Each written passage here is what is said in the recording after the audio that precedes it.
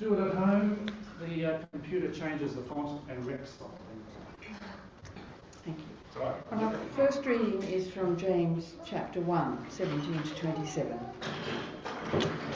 Every generous act of giving, with every perfect gift, is from above, coming down from the Father of lights, with whom there is no variation or shadow due to change. In fulfillment of his own purpose, he gave us birth by the word of truth, so that we would become a kind of first fruits of his creatures. You must understand this, my beloved. Let everyone be quick to listen, slow to speak, and slow to anger. For your anger does not produce God's righteousness.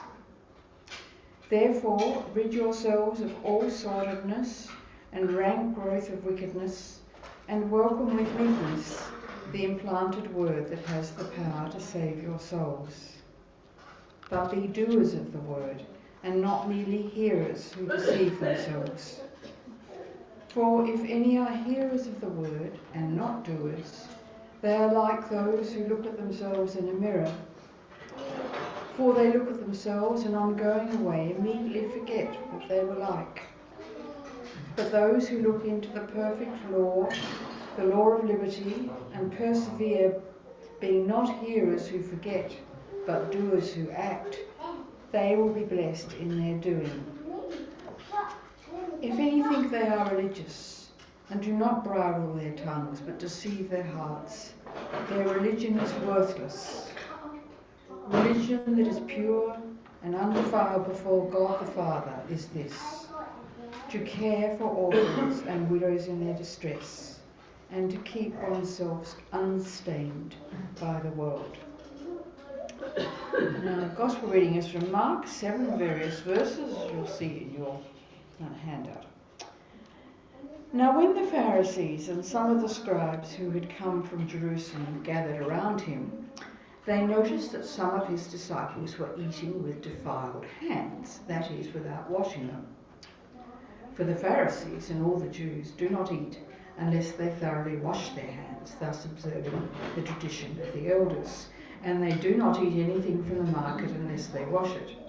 And there are also many other traditions that they observe, the washing of cups, pots, and bronze kettles. So the Pharisees and the scribes asked him, "Why do your disciples not live according to the tradition of the elders, but eat with defiled hands?" He said to them, "Isaiah prophesied rightly about you hypocrites, as it is written, 'This people honours me with their lips, but their hearts are far from me. In vain do they worship me, teaching human precepts as doctrines.' You abandon the commandment of God and hold to human tradition." Then he called the crowd again and said to them, "Listen to me, all of you, and understand. There is nothing outside a person that by going in can defile, but the things that come out are what defile. For it is from within, from the human heart, that evil intentions come: fornication, theft, murder, adultery, avarice, wickedness, deceit, licentiousness, envy, slander, pride, folly. All these, the evil things, come from within, and they defile the person." This is the word of the Lord.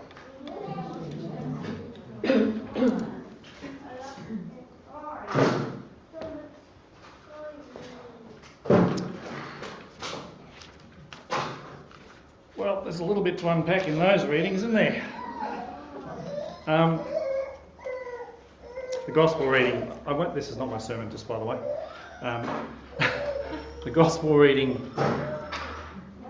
it's always good when you put the Gospel reading in context, because this is a Gospel reading which, on the surface of it, without all the intervening things, you have Jesus saying about how bad we are and how all this badness comes from inside human beings. But when you look at it in the context of what comes before and what comes after, Jesus is having a go at the people who are the powerful ones, who are putting down everybody else because they do little things of the law wrong, like not washing their hands or their bronze kettles properly. And he puts them tries to put it in context by saying it's actually this, there's stuff within that you should be celebrating what God does, it can do within you and through you, and not get caught up on little bits of the law. And he goes on to really illustrate that, or Mark does, by in the very next thing that happens is he goes away, he doesn't do any teaching, he heals someone who he's not supposed to touch, according to the law. He brings them healing and new life and hope. And he's illustrating there what he's asking people to do in this reading. The other reading I like because it's a different description of God. I think it's a long time since I've called God the Father of lights, but I think we should do it more often because that reading also really tries to turn things upside down and point out that, although there's hard stuff that comes from within human beings, that God's trying to work within us through the Father of lights to do some good stuff. Images of God. So they've written a story. That story. Today is, what is God like?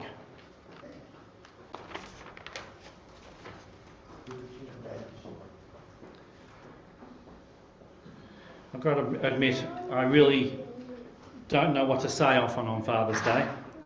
Do I approach it with a sense of joy and celebration, or do I come to it with a sense of grief and apology? I often use what I find in an internet search as a guide to the public mood about different things. And when you Google fatherhood, you get some reflective. I was trying to get some reflective prayers and poetry about fathering and fathers, but you tend to get meaningless schmaltz, hero worship, or anger. They're the sort of three main threads. We come to Father's Day as children of fathers, maybe even fathers we didn't know, as fathers ourselves, as grandfathers, as spouses of fathers. We come with gratitude, and sometimes we come with grief. To be honest, the news about fathers overall has not been good in the media this past few years, and particularly this past year. Domestic abuse and violence by fathers in particular is far too common, and really has been since before the stats became obvious. Therefore, for some, as we approach Father's Day, it will be with a real sense of anger or fear or worse. At the heart of it, Father's Day is the day of the year when we celebrate our fathers. But it's also another of the many occasions with the potential to trigger feelings of grief and loss. Having lost my own dad a couple of years ago, I have the experience of my own twinges of sadness at him not being around. We also know there are many expressions on the face of father loss, so many nuanced aspects to this kind of grief. Above all, there are fathers we grieve and fathers who grieve, and these thoughts are dedicated to them. Many of us have mourned the loss of a dad, enough to know it is often not just who our fathers were, but who they were not that can break our hearts. We grieve the man who amazed and the one who disappointed, the man we marvelled at and the one we hoped for. Some people have been doted upon by their fathers. Some have been beaten. Some have been taught, guided, cherished and loved. Some have been abandoned, abused, neglected and belittled. Some of us grieve a father who lifted them up and pointed the way. Others grieve the one who diminished and left them floundering. Some fathers have done what Jesus criticised church authorities for doing in our gospel reading today, putting the law above loving. Fathers also grieve. Some men ache on Father's Day because their children died, others because their children were never born. Some men grieve that they're not the father they want to be. I think it's important on Father's Day to remember dads who carry the heaviness of loss in their own hearts, who mourn as fathers living out a painful reality of fatherhood. If you grieve on Father's Day, I pray you meet Christ on the road, May you be surrounded by people who touch you with the compassion of God, the peace of God, the healing love of God. May you feel the prayer knitted into these words. And may our deceased fathers be at peace and their memory be a blessing. To all of you who, like me, may find Father's Day to be a mix of emotions, know that you're not alone. It's okay to feel the weight of your experiences, but it's also okay to celebrate the light, love and connection that exists amidst the struggles. And most importantly, it's okay to prioritise your own healing and well-being, even as you honour the role your dad has played in your life. The way that men and fathers are viewed today has changed a lot since I was a kid, and mostly for the good. Fathers were viewed as the head of the household. They generally had a final say in family decisions. My dad was not an autocrat, but he always sat at the head of the dinner table while Mum served us dinner. That was the norm, and it was deeply symbolic of the father's position in that era. I cannot help but think that our images of God and the divine are mixed up with our images of father. The tradition had it that God was male and father of us all. He sat at the head of the table and ruled over everything and everyone. He was a harsh judge and often a cruel man. Is it any wonder then that this current generation struggles with the traditional image of God when it has been acquainted with so many images of power and even violence? But when I look again at the Gospels and some of the images Jesus left us with, I think they can transform that father image and open us up to new visions of the divine. God can be father, but also mother. God, when God is father, can be loving and gentle and vulnerable.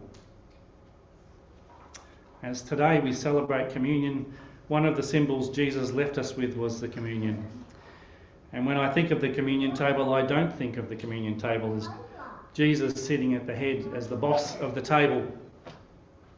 I actually see the communion table as a meal radically transformed. No longer a power figure sitting at the head of the table as an autocrat, but a vulnerable, loving man, God, sitting and eating with his friends and offering himself as a sign of the love of God. I love that image of fatherhood. So this Father's Day, may we all find peace and some joy amidst the complexity, and may we continue our journeys of healing and growth with courage and compassion, with love at the centre.